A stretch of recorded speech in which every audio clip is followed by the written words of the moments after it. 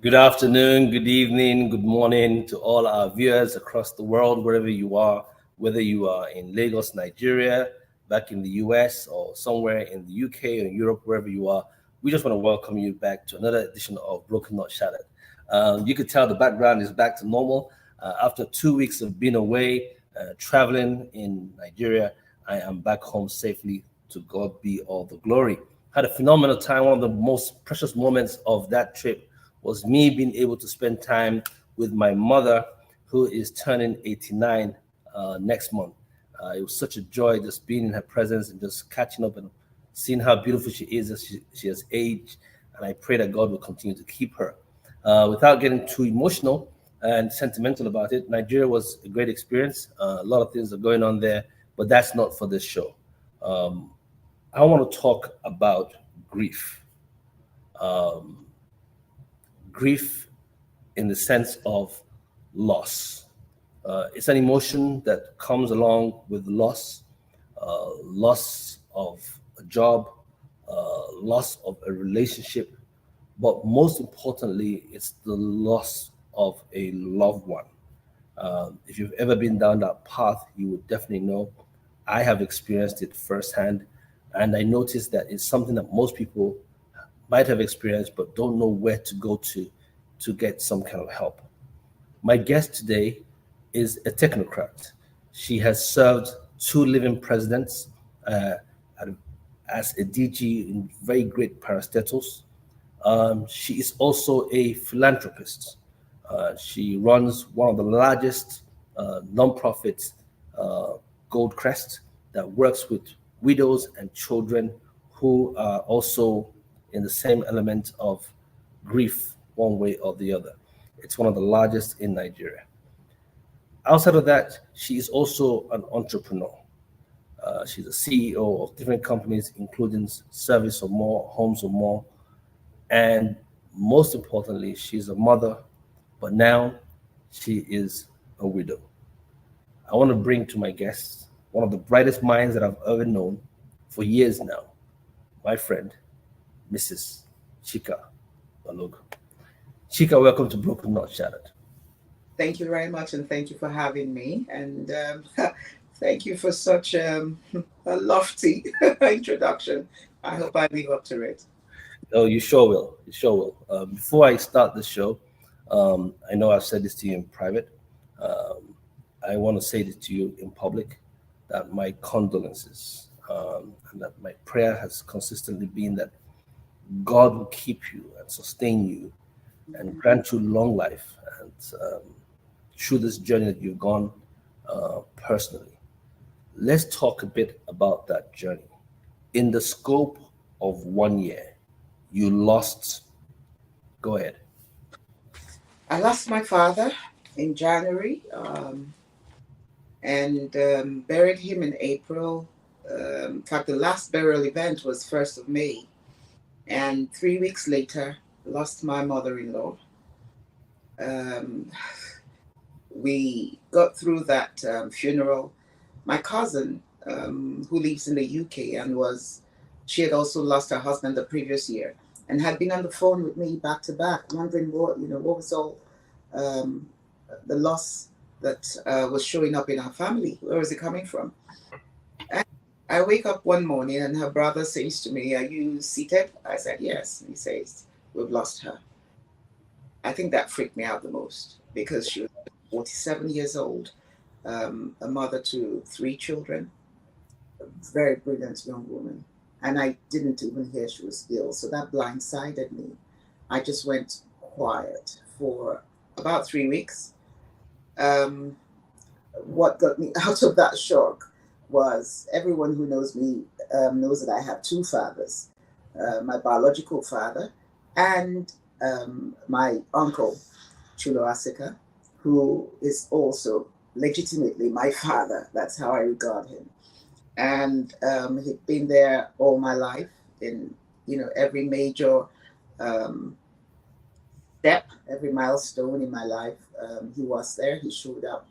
My father's funeral, he was feeling a bit poorly, but again, he stepped up and helped me through advice, telling me where to go and what to do. And then I'd called him to say I'd come visit, and he said, okay, shortly. Anyway, again, I called the daughter to ask how she's doing and when I can come over. And she says, just an hour before my phone call, Wow. she just received news that her dad had passed. That was, I'm not sure how long it would take me to recover from Uncle Tulos, because we had so many open conversations.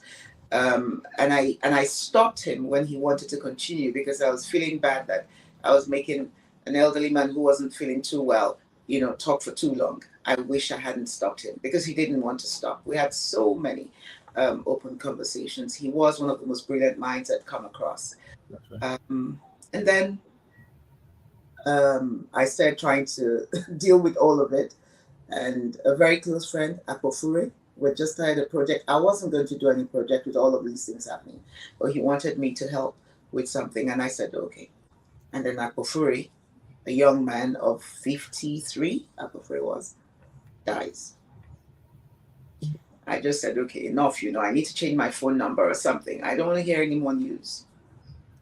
And my uncle's funeral was put for December. So I said, okay, I'll wait, won't travel to anywhere, won't do nothing until my uncle is buried, and then I can, go away somewhere. I just wanted to disappear, really. But, it was wiser to stay. In November, my husband had wanted to go for the funeral as well, because my late uncle and his father, who was also late, were very, very close friends, to the point that my uncle had attended his naming ceremony, his 8th day naming ceremony. So he wanted to attend his funeral as a mark of respect and in honor of both fathers' relationship. Come November, same year, my husband collapsed. And we couldn't understand where that was coming from. Anyway, long story short, December, same year, is dead. Wow. And so I start January with a debt, and I end the year in December. It was my father in January and then my husband in December. And in between, um, quite a number of other very, very close and dear people. This is So, this is a lot for mm, anyone to bear. I know that with grief comes a keen distress or some kind of suffering, especially after the death of a loved one. mm, And just listening to almost like a roll call, for lack of a better word, mm, of people who are very dear to you, just passing on and passing on and mm, passing on. There is someone out there, Chika, who might just have landed in the same boat that you were almost a year ago, mm, and wondering, where do I go from here? You know, we understand the 5 stages of grief, which comes with denial, a lot of anger, the bargaining with God. What is this? Did I do this? Did I do that? And then the worst one for me is the depression. mm, Then there's the depression that comes with it. mm, After that depression, 'cause I've seen this thing happen before, then there's an acceptance of life moves on. mm. Is there life after bereavement? Hold that thought. We're going to take a short break and then we'll come back on Broken Shattered.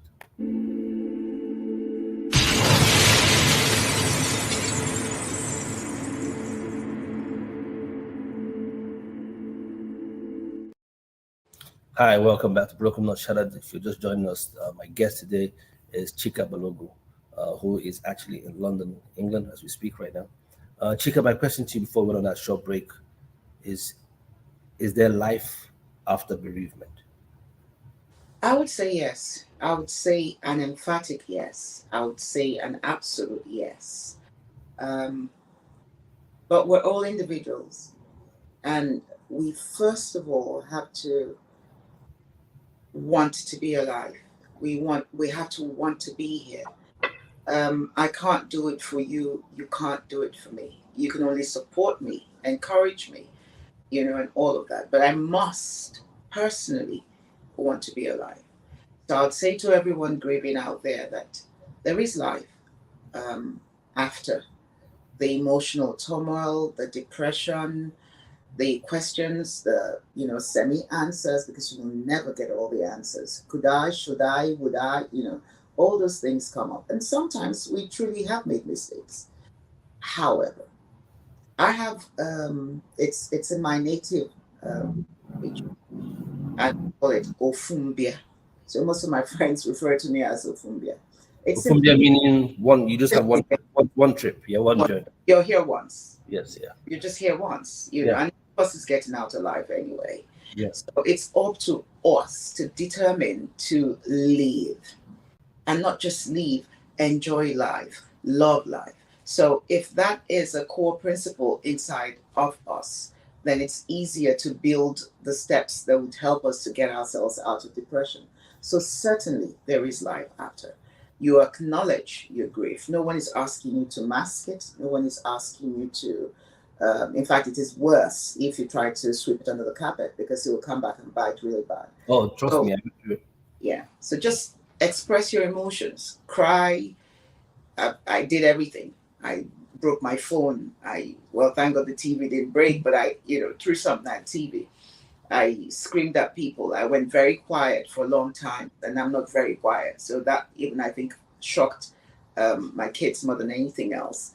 I cried just nonstop, and then I would think, okay, I'm done crying. Oh, thank God for that. And then someone says something, and I start all over again.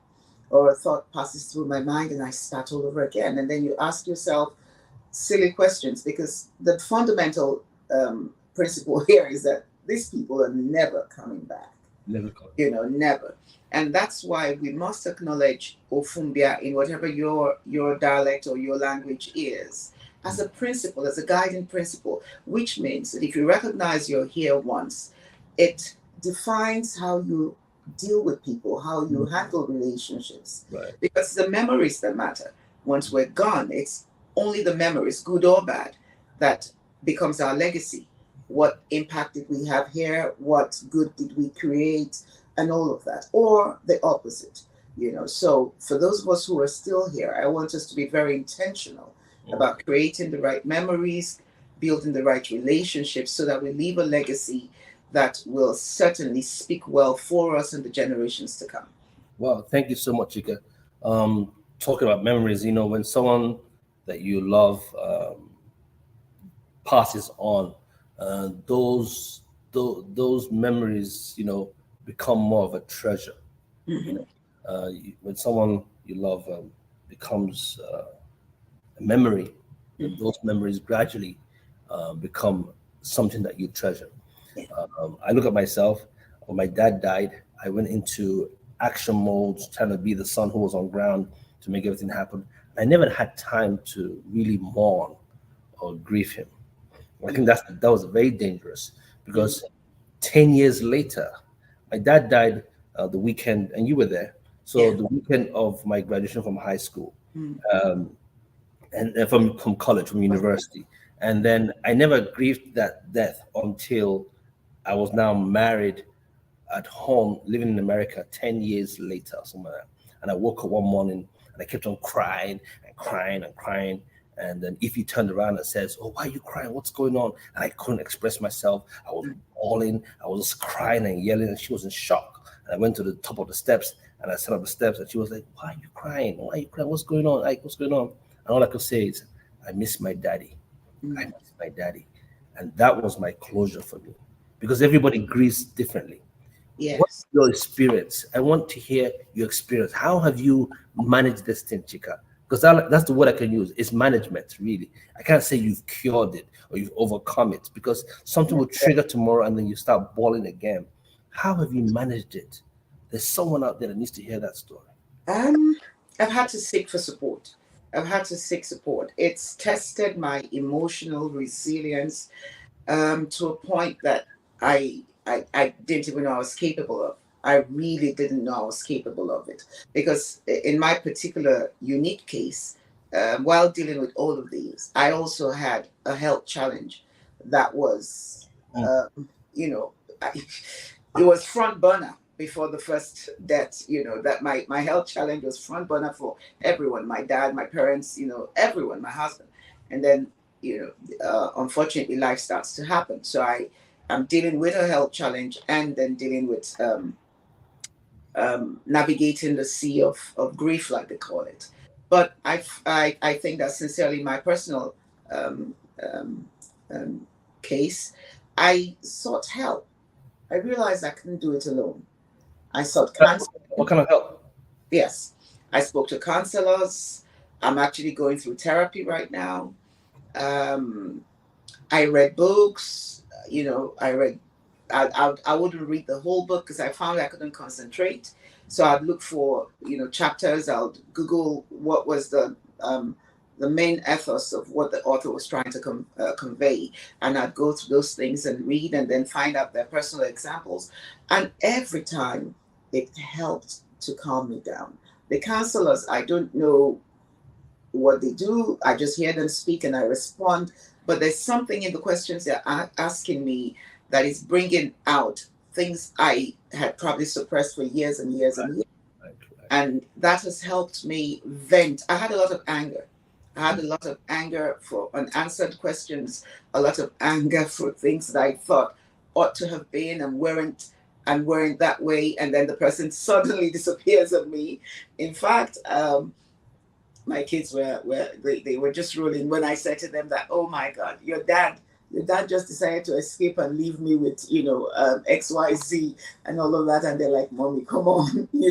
But most of the therapy helped me to calm down. And then I was taught a breathing technique. The breathing technique also helped. It's very short. You inhale um, for a little bit of time, and then you exhale for way longer. So, for instance, you inhale for maybe 10 seconds, then Can you you try? try to inhale for like 30 seconds if you can push it. But I find that it almost instantly brings down my anxiety because I had a lot of anxiety issues. I was anxious over nothing, really. I started having morbid thoughts of everyone around me dying, my mom dying. You couldn't say anything. I was always referencing death, because that seemed to now become my world.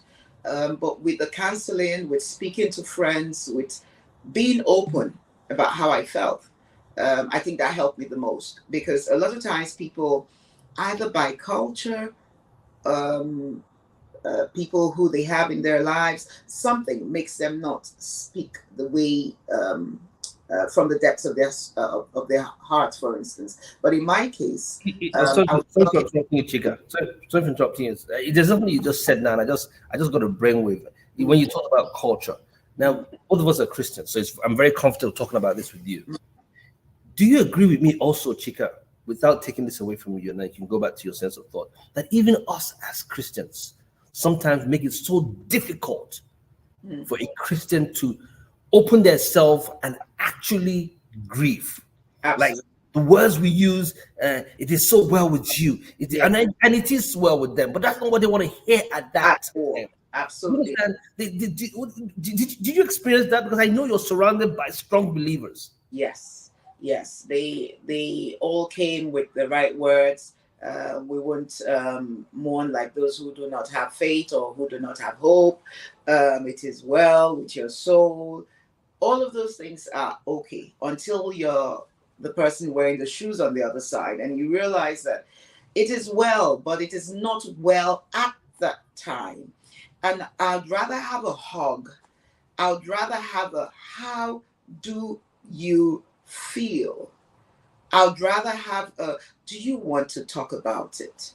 I'd rather have what do you remember about him? Can we discuss positive things you remember about him? Can you tell me the funny moments you had with him, with her? Things that make me myself, things that make me able to express how I feel. But if you tell me it is well, you already shut the conversation down. It immediately tells me that with you, there's no hope really in terms of dealing with what I'm dealing with. If you tell me that do not mourn like those who do not have hope, I would say yes. But then I would also say to you in the Bible that when Jesus Christ was crucified, that Mary came. They still came to look for their Lord. They still came. That's why they found the tomb empty. You know, you can't discard something as serious as a loss, a permanent loss, at least on this side of eternity, Right. with a simple "it is well." No, that's okay for people who you're not that close with and all of that, but I don't expect that from family. When I say family now, I mean either biological or your Christian. Yeah. You know, I expect questions that prompt you to speak, questions that prompt you to remember positive things. And even if you do remember some not so positive, then they're there to guide you back. Oh, you just said this. Can we just stay with that, Chica? Why don't we just keep, remembering nice things? Leave all of the rest of it anyway. You're here. So if there were any mistakes made, we're going to be here to encourage you to continue. And I do say quite a number of my friends did that.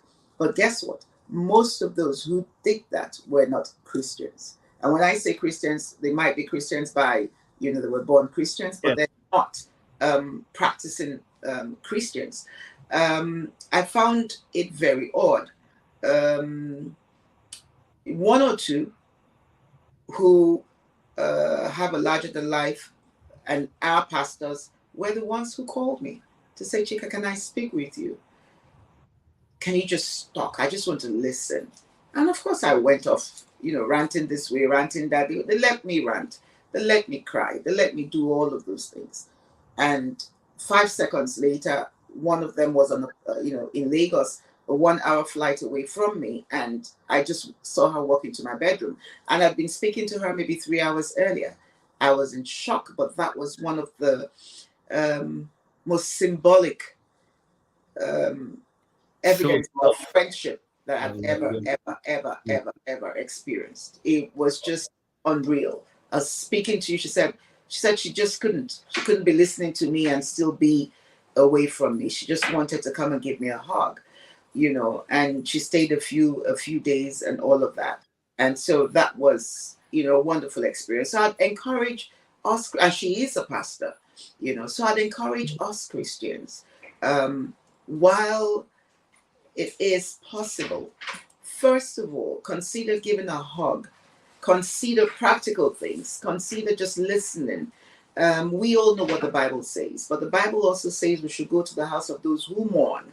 And it's not asking you to go there and say it is well. No, it's asking you to go there and be real, give them a shoulder to lean on, be real, So I do hope that this is a lesson that most of us who are Christians, myself inclusive, because it is possible that friends have also gone through grief in the past.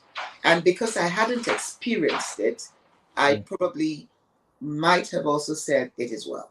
Right. And to anyone that I have said it is well to, without giving a real shoulder to lean on, I do apologize. I really do apologize. And I do the same too for anyone who hasn't or who have not been there for too. My sincere apologies. But you, Chica, you hit a strong point, and like you said, it says we shouldn't mourn like those who don't have hope. But the key word there is that we shouldn't mourn. So there is a mourning taking place, right? So the Bible acknowledges that we're allowed to mourn, but don't mourn like people who don't have hope. Well, go ahead and mourn. And nobody is telling you how to mourn, because everybody's mourning is different. Correct. Everybody's mourning is different. This has been so inspiring, so uplifting. So did you have any outside of the breathing techniques, were there things that you did, like were you journaling? Did you change your lifestyle? Were you sleeping well at some point? What were the things that you could have said, some nuggets that you could put out, a few of them, just for the sake of time, that you can say to someone, hey, try this, try that, try this. It worked for me, right? And just hopefully the person might try it and work. And then at the end, before we leave, make sure that you and I try out this breathing exercise. Okay, we will. Go ahead. I read a lot. I journaled a lot. I still am doing that currently. And when I can't write, I love to physically write. But if you can't physically write, then use your phone or your laptop and just put your thoughts down. So I started different journals. I started the walk with my dad, walk with my father, walk with my husband, whatever titles. It's up to you what you want to call it. But I call them walk with. So, and I started putting down from my earliest memories what I could remember with my father, and then what I could remember with my husband, with my second father, with everyone who I'd lost, and the good and the bad and the ugly. I tried to put it down as much as I could remember. And a lot of it brought um, hindsight recognition of what had actually happened. More like the Holy Spirit was giving me the answers now, as I put my pen to paper. And then I started doing, I don't, maybe they'll call it yoga, the meditation thing, because Yeah. I'm not trained in it, but I read up about it and I started, trying to meditate, like calm my senses down. And it helped with my anxiety. And then, but I find that I travel too fast in my mind space. So I'm not very comfortable with that. It takes me places I might not, be able to cope with right now. So I've slowed down on that, or maybe I'm doing it wrong. I'm not sure. But for those who know how to do yoga and the meditation thing, it really does work. It works with anxiety. And then I found that listening to a lot of podcasts that people who have also gone through grief or just set it up to help other people. I listened to some of that. I read some books. The books are hilarious, some of them, and they made me laugh because these are people who were now bringing um, fun, no, in a way, humor, yes, into the process, and it really kicked me off.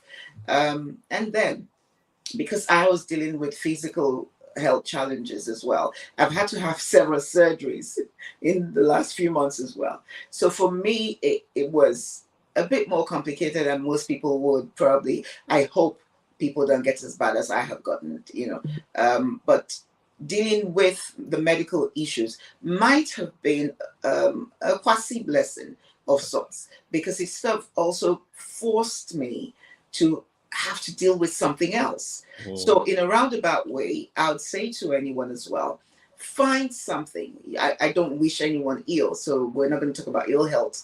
That was mine. But for your very healthy body, find something else that you hold onto dearly, that you, if it's a child, if it's your mom, if it's a project you were doing before, just put in a little bit more energy. It would take your mind away from the grief and refocus it and rechannel it into something more positive. And your thoughts have to be positive. I wasn't, before last year, a very musical person, so to speak. I listened to music and hear music, but it wasn't something that I had to have.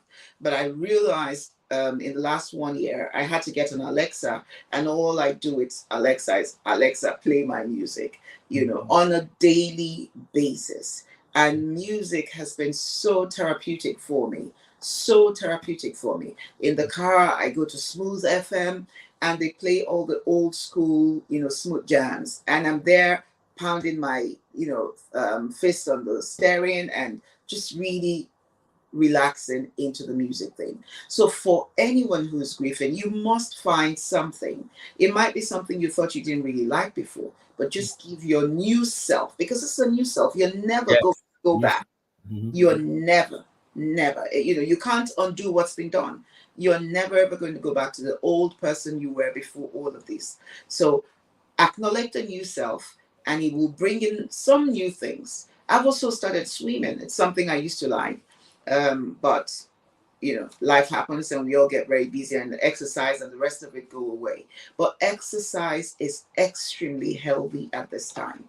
If you can, take long walks. Everyone I've spoken to in counseling, the first thing they all speak to is taking walks for as far as you can go. Doesn't have to be that long, could be around the block and back, and longer if you can do it. But just take walks, begin to see life again. Because the therapy in walking, it's not just the physical movement of your limbs, but it's more the visual and auditory. As you walk around, your eyes are, Nature, nature. your ears are hearing, Yes, right. begin to sense life differently. I Yeah. can hear the birds again sing. I couldn't hear the birds for the longest, but now I can hear the birds again sing. So for me, I'm like, ah, Chica, you're back. You're back in a good place, because my brain shut everything down when my husband died.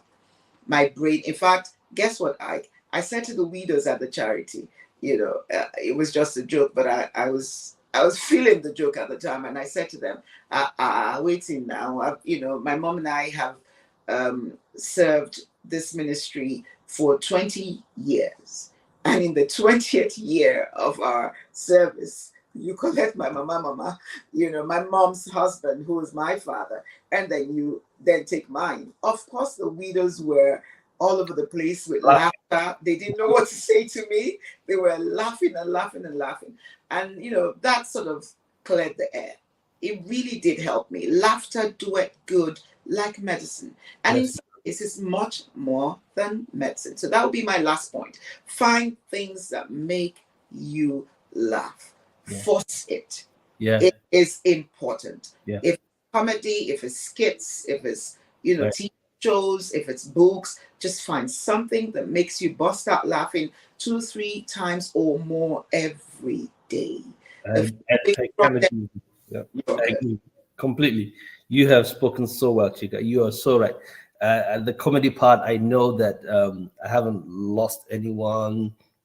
Well, I have actually recently, but I know that when I was going through my marriage, divorce, and all that stuff, which is also a loss of a relationship, whether you were happy in it or not, it's irrelevant, but you're still a loss. Um, there was a lot of grief and pain around that. But I used to watch a lot of comedy and just laugh. So for anyone who's actually out there who is going through grief, stop watching heavy love stories. I think those ones are very emotions. The channel the wrong emotion. Find comedy stories, things that will make you laugh, things that make just take life easy. And like Chica said, just begin to take those walks. I know that for me, those walks were very good. They will clear my head. They will make me see life again. And when I used to do the walks again, I would put in my beats on and listen to Nathaniel Bassey, one of my favorite gospel artists, and I'll just listen to him and just get energized and energized and energized and energized. And then I ran into the works of Moses Bliss. That's Mm. another young guy who I was into. Yes, yeah, Moses Bliss. So I said, listen to his music. It was very inspiring, very uplifting in the car, everywhere. So whatever works for you, really, like Chica said, listen to those old jams. Takes you back to when you were young. Wow, this is very inspiring. Um, they say grief can be a burden, but it can also be an anchor. And Mm-hmm. I know that you have gone through a lot. Chika, our time is up, but Mm-hmm. because of the sensitivity of our topic, I want you to have the last word. What is it that you would like to tell anyone who's going through that? Look into the camera and speak from your heart for 1 minute, and then I'll just wrap up the show. Thank you for being my guest. Thank you for being a good friend. And thank you for everything over the years. I just wish you well. Thank you. Wish you well. Wish the kids well. Wish everyone around you. And mom, who was very instrumental, your mother, very instrumental to my Christian growth at a very young age when I was more of a rebel, right? And my mommy would always say to me, you can't, and you have very subtle way, praying for us. And I couldn't have a clue what she was doing, but it was very instrumental. And I look at her now, she's aging gracefully to the glory of God. Take a few minutes and speak to someone who's out there. All right. Thank you very much for having me on the show. And to everyone who has gone through, is going through, or might go through in the future, because life really happens, I'd say there is life after the tragic loss of a loved one, a relationship, or whatever it is that has triggered grief in your life. There is life after it. It doesn't end because this chapter ended. No. If God has destined that you are still here, then He has a purpose for why you are still here. So there is life after, and I'd encourage you to do everything you can to leave. Is it a phase two, the next phase, whatever you want to call it, of your life, even better, even better than the first phase that ended with that tragic loss, a loss of a loved one, a loss of a relationship, whatever that loss was. Practice self care. Practice self care, which could be from resting to sleeping. And remember, your journey, there's no timetable to this. Because so and so person seemed to be doing very well 6 months after they lost their whole village. That is so and so person, not you. Your timing is different. Remember that above everything else, your healing journey and timing is yours. It's just as good as your DNA. Don't ever look to the next person's journey to determine how far or how well you think you're doing. Just practice self care, join support groups, laugh a lot, take walks, whatever would get you out and back to living life again. You deserve to live life, and not just life, but life in abundance. I wish Wow. you all the very best. Thank you. Thank you so much. Chika Balogun, Dr. Mrs. Future President of Nigeria. Let me put it out there. He said Amen. amen. I always say amen to that. He said amen to that. Okay. That one will bring you up for another conversation altogether. But Yeah. that's not for today. Thank you, Chika, for making out time, sharing your story, and encouraging, inspiring, uplifting to all those who are going to come across this. I know a lot of people are going to come across this because the prayer behind this platform is huge. Every day it begins to grow. And for those who are out there who are broken, just remember you're not shattered. Thank you, my guest. Thank you, my friend. Take care and God bless you. As Chika wraps up, I need to shut down this platform. We've gone over. That's fine. Sometimes like this, I just follow the leading. And this one says keep on going, and so people can express and heal. Whoever is out there, wherever you are, just know that the fact that you are alive today, that you are much, much stronger than what you're going through. Don't forget, a living dog is greater than a dead lion. In my own 3 words, I want to end this show: love, peace, and more grace. See you next week, Lord willing, on Broken, Not Shattered. We love you. Take care and goodbye. Please remember to join us, subscribe, and tell your friends to go on our platform. Anywhere there's social media, you will find Broken, Not Shattered. Your host, Ike.